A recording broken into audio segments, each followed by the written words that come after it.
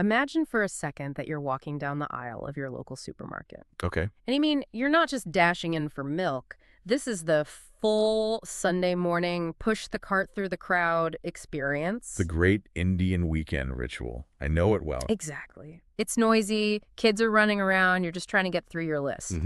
So you hit the home care aisle first, you grab a bottle of surface cleaner, maybe something for the bathroom tiles. Standard stuff. Then you swing by the breakfast section, you pick up a box of that fancy new granola, or maybe those little instant porridge packets that are, everywhere now. The convenience stacks. You pay extra to save 5 minutes. Right. Then, because it's mosquito season, you grab a can of pest control spray. A necessity.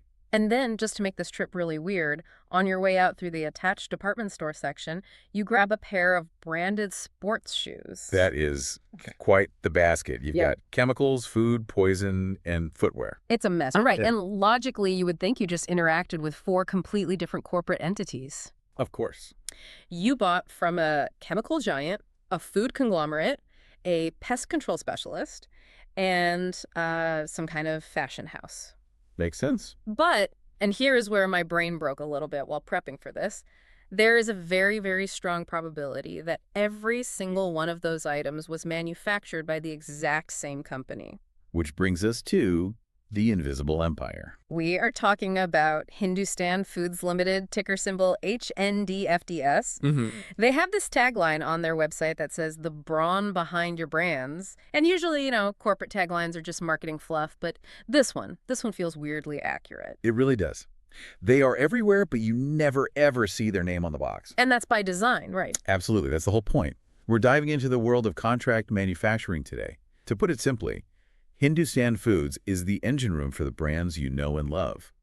They don't want you to know they exist, really. They want you to think that the brand on the label made the product soup to nuts. So just to set the stakes here, because I want people to understand the scale we are dealing with, we aren't talking about a guy in a shed mixing soap in a bucket. Oh, not even close. Not even in the same universe. We're talking about a company that has quietly built, 28 manufacturing facilities across India. 28 and counting. They have over 1,300 employees on the payroll. And that's not even counting the contract labor, I assume. Which would be significantly more. And in terms of money, their revenue recently crossed the 1,000 crore rupee mark. Which is a huge milestone. But not in a year. No. In a single quarter. In a single quarter. That's the number that makes you sit up and pay attention. It's massive. And that's really the mission for this deep dive. I want to understand how a company that effectively operates in the shadows with margins that are frankly terrifyingly thin, and we will get to that. Well, we will. How have they managed to grow sales by 36% annually for the last 5 years straight? It is a staggering growth rate. It almost defies logic in a physical goods business. It really does. But it's also a confusing one, because when I look at their business model, I see a lot of risk. I see a company that is basically a factory for hire. So that's a good way to put it. So today, I really want to unpack the strategy, the whole India story that's driving this. And honestly, I want to figure out why on earth a company that makes porridge is also making leather shoes. The shoe thing is definitely the curveball in the story. It's the part that makes everyone scratch their heads. It's a pivot I did not see coming. But before we get to the shoes, we have to start in the kitchen. Or maybe the lab is a better word. What exactly does Hindustan Foods do? Right. Because looking at the source material, the product list reads like a shopping list for the most chaotic party imaginable. Diverse is the polite corporate term they'd use. I think eclectic might be a bit more accurate. Let's break it down. Okay, so if we break it down, they operate in these distinct verticals. The first, and historically the most significant, is food and beverages. Okay, so the porridge I mentioned. Yes. Breakfast cereals, spices, instant porridge. But it goes way deeper than that. They are bottling carbonated soft drinks for major brands. Like colas and stuff. Colas, juices, you name it. They're canning energy drinks, they're packing tea, they're even making ice cream. Wait, ice cream? Like they're churning the actual ice cream or just making the packaging? In some cases, both. Yeah. And it gets even more integrated. As of October 2025, they actually acquired a facility specifically to make the cones and the paper sleeves. So they're literally baking the cones that the ice cream goes into. They're baking the cones. That's how deep the integration goes. Okay, so that's the pantry covered. But then they make this hard pivot into chemicals. Right. This is the home care vertical. Think about all this stuff under your sink. Cleaners. Surface cleaners, glass cleaners, toilet bowl cleaners, liquid detergents for washing machines, powder detergents for hand washing, all of that. Which is a completely different manufacturing process. You can't make toilet cleaner in the same vat you use for ice cream. I certainly hope not. Well, I hope you can't. The regulatory requirements, the safety protocols, they're totally different worlds. Then you have personal care hair oil, shampoos, skin creams, baby care products. Okay. Then a health and wellness division making things like digestive remedies. Then you get pest control mosquito coils, aerosols, liquid vaporizers, mats. All the things that keep bugs away. Everything. And then... Leather. And then the outlier, the one that doesn't seem to fit. They manufacture leather products and accessories. And specifically, they have moved very heavily into shoes. Formal shoes. Sneakers. Both. Yeah. Both formal leather shoes and increasingly sports shoes. This is what trips me up. Usually, in business school or whatever, they teach you about core competency. If you are good at chemistry, you make chemicals. If you are good at baking, you make food. How can one company claim to be an expert at brewing tea, mixing poison, and stitching leather sneakers all at the same time? It feels like they're doing way too much. And it seems random if you look at the product. You're absolutely right. But if you look at the process, it's all the same thing. What do you mean? The unifying theme isn't the molecule in the bottle, it's the management of the factory itself. Explain that. This is the classic contract manufacturing model. Think about what a factory actually is at its core. It's four walls, a roof, a connection to the power grid, a boiler room for steam, a water treatment plant, and a labor force. Okay, the basic infrastructure. Right. Hindustan Foods says, we are experts at setting up and running that infrastructure. We know how to deal with the labor unions. We know how to get the environmental clearances from the Pollution Control Board. We know how to source raw materials efficiently and manage a complex supply chain. So they provide the shell and the muscle, the brawn, as they say. Exactly. The client, let's say a giant like Danone or Hindustan Unilever, comes in and says, here is our proprietary recipe. Here's the exact design for the bottle. Here's our brand logo. We need 10 million units of this, and we need them by Tuesday. So Danone doesn't have to worry about the boiler blowing up or the workers going on strike. Precisely. The analogy I always use, and I think it really clicks for people in the modern economy, is Amazon Web Services, or AWS. The cloud servers. Exactly. If you're launching a new app today, or even if you're a giant like Netflix, you do not build your own data center from scratch. No, of course not. That's insane. You don't want to hire security guards to watch the servers. You don't want to pay for the massive air conditioning to keep the hard drives cool. You don't want to deal with hardware upgrades every 2 years. You just want to focus on the code and the content. You rent the infrastructure from Amazon. That makes perfect sense. So Hindustan Foods is the server farm for the physical world. Yes. HNDFDS is the cloud for FMCG. Just as tech companies rent servers to stay agile and asset light, FMCG brands rent factory capacity. And that allows the brands to remain what we call asset light. We hear that term, asset light, thrown around on business channels all the time. But let's be real, what does that actually do for a company like Unilever? Why is it better to rent a factory than to own it? I mean, if you own it, you don't have to pay a middleman like HNDFDS. True, but you also have to put up all the capital to build it. Building a state-of-the-art factory is incredibly expensive. We're talking hundreds of crores. Okay. That is money that is now sunk into concrete and steel. It sits there on your balance sheet and just depreciates. It's a low return asset. A very low return asset. Right. Now, if Unilever takes that same 100 crores and spends it on a massive marketing campaign featuring a Bollywood star, or spends it on R&D to invent a new type of shampoo that's better than their competitors, the return is much higher. the return on capital, the money they make back from that investment, is usually much, much higher. I see. So the factory is a low return, high headache asset. The brand is a high return asset. So they dump the low return work onto Hindustan Foods? You've got it.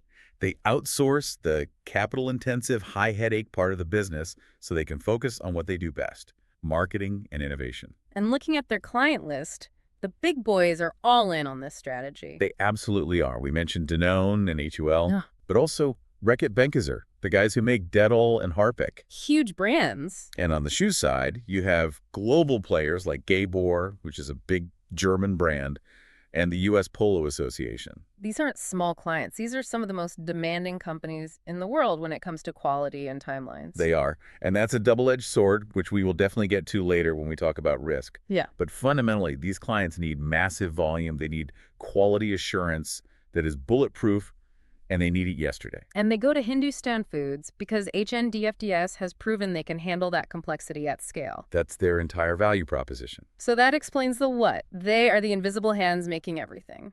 But I want to zoom out for a minute.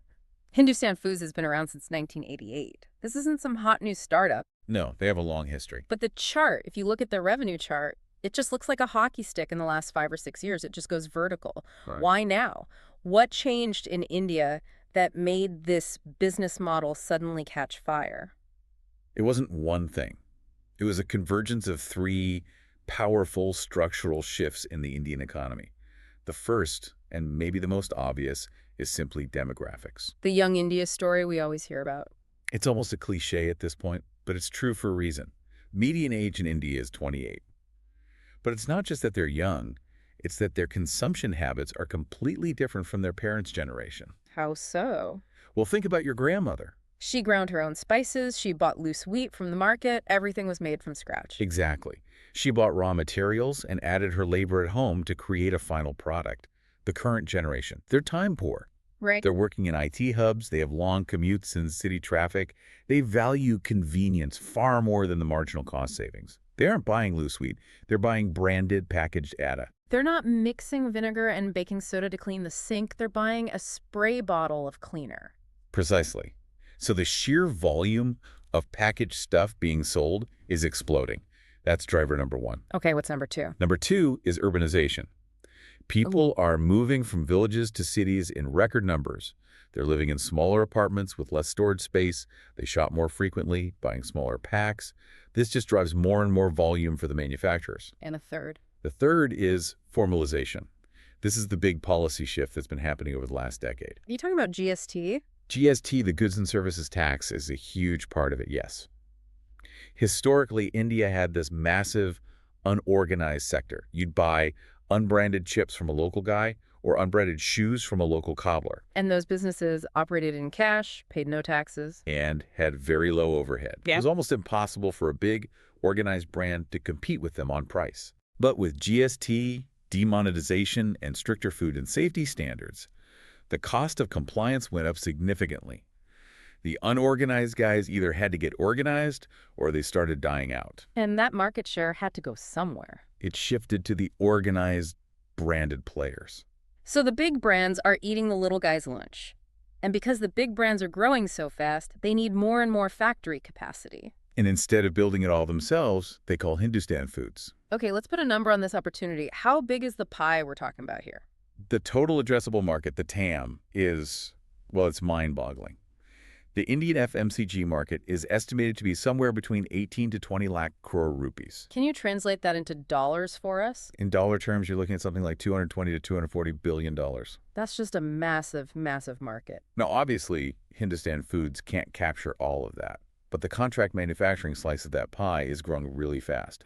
It's estimated to be about 10% to 15% of the total market right now. So let's call it maybe 2 to 3 lakh crore rupees worth of manufacturing contracts are up for grabs every year. Roughly, yes. Now, let's put HNDFDS in context. They're currently doing about 4,000 crore in revenue, annualized. Wait, do the math for me. If the addressable market is, say, 2 lakh crore, and they're doing 4,000 crore. They have roughly 2% market share. 2%, that's it. That's it. And they are one of the biggest, most established players in the space. Wow. That tells you 2 critical things. 1, the market is incredibly fragmented. There are thousands of small players. And 2, the runway for growth is theoretically almost endless. They could double their size 5 times over and still not even come close to dominating the market. That's the bull case. That's what gets investors so excited. Nice. It explains the optimism. The ceiling is miles and miles away. But here's the skeptical question I have to ask. Go for it. If the market is so big and the model seems so simple, renting out factories, why doesn't everyone do it? Why can't I go buy a warehouse in Pune, buy some mixers, and start calling up Unilever? What is the moat here? What's the barrier to entry? That is the multi-million-dollar question, isn't it? Is this a commodity business where anyone can compete? Or is there a genuine, durable, strategic advantage? So what's the answer? The sources and the company itself argue that HNDFDS has built what they call an ecosystem moat. Unpack ecosystem for me. It sounds like a consultant's buzzword. It is a buzzword, but in this case, I think it means something specific. They aren't just selling manufacturing. They are selling supply chain peace of mind. Okay, go on. If you hire a small, local contract manufacturer, you give them the recipe, they make the product, the transaction is done. Right. But Hindustan Foods goes to a big client and says, look, we will help you with the R&D to scale this recipe up from your lab to our factory floor. We will do the processing. We will design and source the packaging for you. We will handle the warehousing of the finished goods, and we will manage the logistics to get it to your distributors. Ah, so they become the entire back-end operation. They become the entire back end. And that creates what investors call stickiness. And stickiness is good. Stickiness is essential. Think about it from the client's perspective. If I just mix your soap, you can fire me tomorrow and hire the guy down the street who is 2% cheaper. It's an easy switch. Sure. But if I help design your bottle, if I'm holding 3 months of your inventory in my warehouses across the country, if my trucks are the ones delivering your product to your biggest customer, firing me is a nightmare. It becomes a major surgery, not a simple haircut. Exactly. You'd have to disrupt your own entire supply chain just to fire me. So you stay, even if someone else is a little bit cheaper. And what about the factories themselves? You mentioned they have 28 of them. Is that just about raw volume? Or is there a strategy to where they are located? Oh, geography is a huge competitive advantage here. We often forget just how physically big India is. And how bad the traffic and the roads can be. Right. Logistics costs in India are notoriously high. Now think about the products we're discussing. Potato chips. What are you really shipping? Mostly air. Mostly air. A Yep. bottle of liquid detergent. Mostly water. Exactly. You do not want to manufacture a bag of air in a factory in Mumbai and then pay to ship it all the way to a village in Assam. The shipping costs would completely destroy your margin. So you want to manufacture the air near the person who is buying the air. That's the key. By having 28 factories spread across the north, south, east, and west, HNDFDS can go to a client and say, we can manufacture your product closer to your end customer. We can cut your shipping costs by 20%. And a smaller competitor with only one factory in, say, Gujarat, simply cannot offer that. They can't compete on that vector at all. Plus, I imagine the regulatory stuff creates a barrier, too. You mentioned they export pharma products to places like Australia and the UAE. That is a huge, huge moat. Getting an audit approval from the Australian TGA, which is their equivalent of the FDA, can take years. It's incredibly painful and expensive. And once you have it... Once you have that certification, it's a massive advantage. A new competitor can't just buy that certification. They have to earn it over years of flawless execution. Okay, so they have scale, they have geographic reach, and they have these hard-to-get certifications. That all makes sense for the soap and the porridge. But we have to go back to the shoes. The shoes. I just can't get past it. It feels like a distraction. Why would a company that is absolutely crushing it in FMCG contract manufacturing suddenly buy a leather business? Okay, so this brings us to the history of the company's management and their acquisition strategy. This pivot comes largely from their acquisition of the Vanity Case Group. Historically, Vanity Case had deep expertise in personal care, but also in areas like leather. But there's a strategic logic to it, even if it looks odd on the surface. Convince me, what is the logic? It's a bet on the exact same macro trend we talked about earlier, formalization. How does that apply to shoes? Think about the Indian footwear market 10 years ago. Right. A huge portion of it was unbranded. Right, plastic chapels, shoes from the local cobbler on the street corner. Exactly. Yeah. But now, look at the explosion of sneaker culture in the big cities. Look at the demand for branded formal wear in corporate offices. Everyone wants Nikes or Adidas, or in this case, US Polo now. Precisely. Yeah. HNDFDS is betting that the US Polo Association sneaker is the footwear equivalent of the Dettol soap. It's a trusted brand, and as people get richer and more brand conscious, they will switch from the unorganized local shoe to the organized branded one. So they aren't trying to be a fashion brand themselves. They are trying to be the factory that makes the shoe for the international brand that wants to capture the Indian market. Correct. They are betting that footwear is the next big manufacturing outsourcing boom. And they're doubling down on it. They recently acquired a dedicated sports shoe manufacturing unit. So they're not just dipping a toe in. They are jumping in with both feet. Pun intended. always. But this aggression, buying shoe factories, buying ice cream cone factories, it costs a lot of money. And this is where we need to switch gears. We need to look at the financials. Because the story sounds great. We are growing. We are everywhere. But when I looked at the profit margins for this company, I actually gasped. It is the sobering part of the analysis. This is where the rubber meets the road. Let's look at the financial reality section. The top line is beautiful, 36% compounded annual growth, revenue over 1,000 crores a quarter.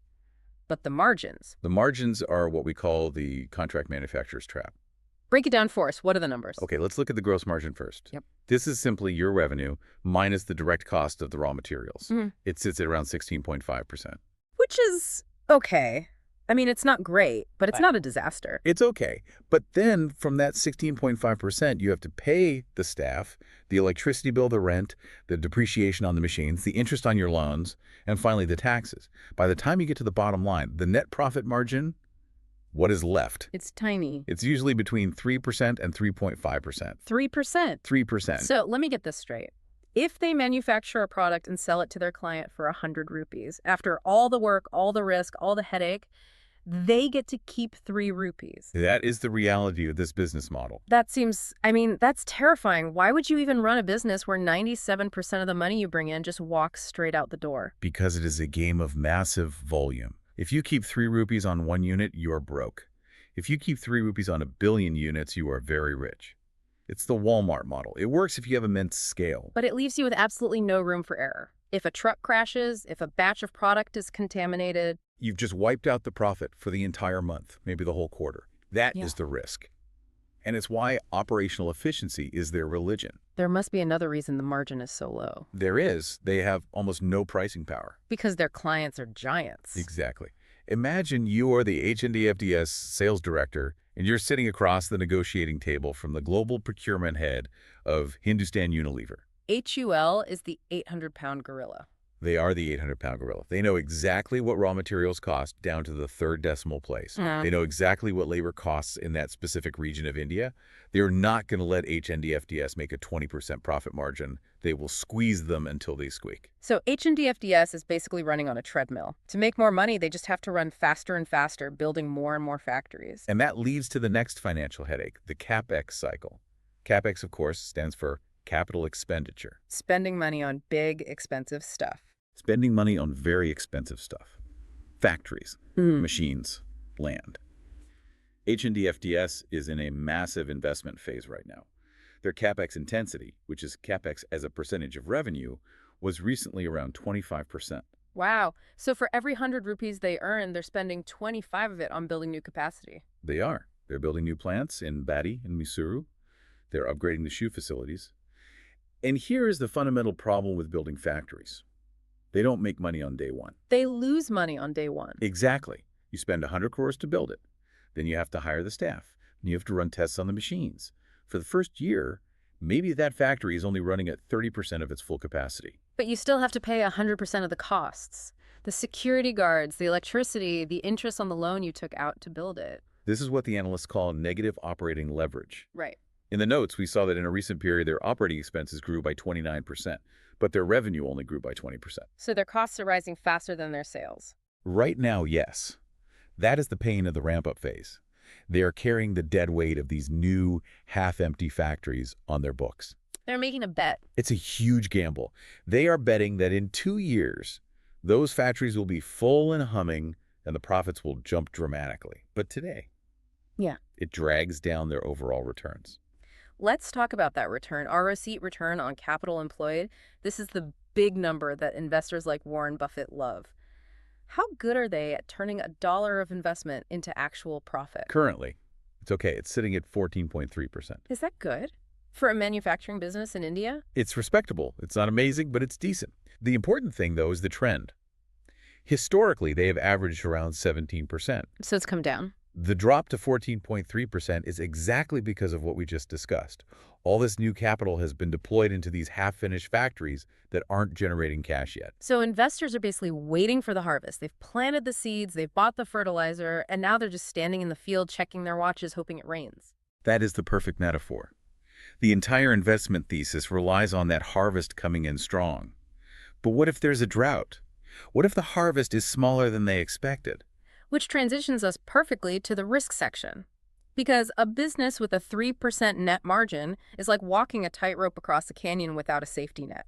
You trip once, you die. It is an incredibly fragile model. So what keeps the CEO of Hindustan Foods up at night? What are the specific things that could blow this whole thing up? The biggest one, the absolute elephant in the room that investors are always whispering about, is customer concentration. And we don't have the exact numbers for this, right? They don't publish a neat little pie chart saying HUL is 40% of our business. They don't, which is a risk in itself. That opacity is a risk.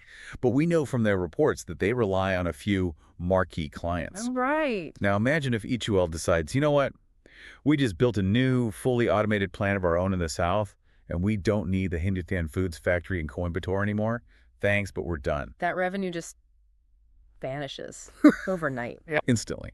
And it's actually worse than that, because HNDFDS often builds factories for specific clients with specific machinery. You could be left with what's called a stranded asset. A factory built to make a specific type of bottle for a specific client is useless if that client leaves. Completely useless. Has this happened before in their history, or is this just a theoretical risk? Oh, it has happened. There is a historical precedent involving the baby food brand Ferrex. I remember Ferrex. Yes. Years ago, they had a joint venture that was heavily dependent on manufacturing for Ferrex. When that brand struggled in the market and its volumes dropped, the JV started bleeding money. So it showed that if your anchor client sinks, you sink with them. It's the classic freelancer problem. If your one big client fires you, you can't pay your rent next month. Okay, that's a good one. What's next on the risk list? The second major risk is input cost volatility. Inflation, basically. Right, but very specific kinds of inflation. A spike in oil prices directly affects the cost of their plastic bottles. A drought that pushes up wheat prices affects their cereal business.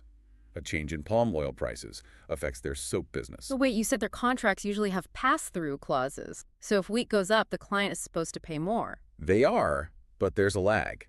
It might take a quarter or even longer to renegotiate the price and have it reflected in the contract. And in that 1 quarter? In that 1 quarter, HNDFDS has to eat the loss. And remember, if you only have a 3% margin to play with, a 10% spike in raw material costs that you can't pass on immediately wipes out your entire profit. You're in the red. You are deep in the red. And then there's the execution risk. We talked about the shoes being this interesting curveball. But are they actually any good at making shoes? That is the big question. And the early results are mixed, to be generous. The numbers weren't great, were they? No. In fiscal year 25, the integration of that shoe business resulted in about 11 crores in losses. Ouch. 11 crores is not pocket change, even for a company this size. It proves that M&A mergers and acquisitions is hard. Buying a factory is easy. You just sign a check. But making it run profitably, integrating a different work culture, dealing with the complexities of leather sourcing, which is totally different from sourcing chemicals, that is incredibly difficult. It does feel like they are spinning a lot of plates at once. Detergent plates, shoe plates, ice cream cone plates. And that complexity adds risk. Management attention is a finite resource. If the CEO is spending all his time worried about the new shoe factory in the South, is he paying enough attention to the legacy tea plant in the East? There was one more point in the outline I wanted to touch on. Promoter dilution. The people running the company, the founders, they own less of it than they used to. Yes, the promoter holding has decreased by about 3.5% over the last 3 years. Should we see that as a red flag? Like, are they bailing out before something goes wrong? I wouldn't call it a red flag just yet. Maybe a yellow flag. It's something to watch. Why not a red flag? Because it's not a fire sale. Sometimes promoters dilute their stake to raise capital for the company to grow, which is what they claim they're doing. But you always want to watch this. If the people who know the business best are consistently selling, you should be asking why. Okay, so to pull it all together, we have this invisible empire model, we have the massive macro tailwinds of people buying more branded stuff, and we have this sticky ecosystem they've built. Right. But on the other hand, we have these terrifyingly thin margins, the risk of big clients walking away, and the challenges of integrating all these new weird businesses. It's a very complex picture. It's not a simple story. If you had to summarize the entire investment thesis for HNDFDS in one single sentence, what would it be? I'd say Hindustan Foods is a high-growth, low-margin, high-risk bet on the formalization of Indian consumption. It's the intel inside for your pantry. And for your shoe rack. Yeah. It's a volume game, pure and simple. They need to keep building factories, and crucially, they need to keep filling them with orders to make the math work. It's funny, we started this by imagining a walk through a supermarket. And now when I think about that, I don't just see the colorful brand labels. Yeah. I see this massive, invisible machine humming in the background, churning out millions of bottles and packets a day. That's the reality of the modern global supply chain. It's completely invisible to most of us until it stops working, or until you take the time to look closely at who is actually making the stuff you buy. Before we sign off, we always like to leave our listeners with a final provocative thought. Something to chew on that isn't just in the numbers. What's your final take on this? Well, looking at this whole business model, I keep thinking about the future of manufacturing technology. The entire premise, to some extent, is based on Indian labor arbitrage. It's cheaper to make things in India using human labor than it is in Europe or the US. Right. But we're entering the age of advanced robotics and AI. Mm. So here is the question. In a world of increasing automation, does the contract manufacturing advantage actually hold up? If a robot in a factory in Ohio or Germany becomes cheaper and more efficient than a worker in India, do the big global brands bring manufacturing back in-house? Do they reshore? That is a scary thought for this business model. If the robot costs the same everywhere, why would you bother shipping the finished product halfway across the ocean? Exactly. Or does the opposite happen? Does Hindustan Foods become the Foxconn of food? Do they become so efficient, so automated, and so technically advanced themselves that no brand can possibly compete with their manufacturing prowess, Right. regardless of geography? That is the trillion-dollar question, isn't it? Are they just a cheap pair of hands for hire, or are they on the path to becoming the indispensable brain of the entire operation? Only time will tell. Well, on that note, next time you pick up a bottle of cleaner or a new pair of sneakers, maybe turn it over and check the fine print on the back. You might just find Hindustan Foods staring back at you. There's a very good chance you will. Thanks for joining us on the deep dive. We'll catch you on the next one. Goodbye.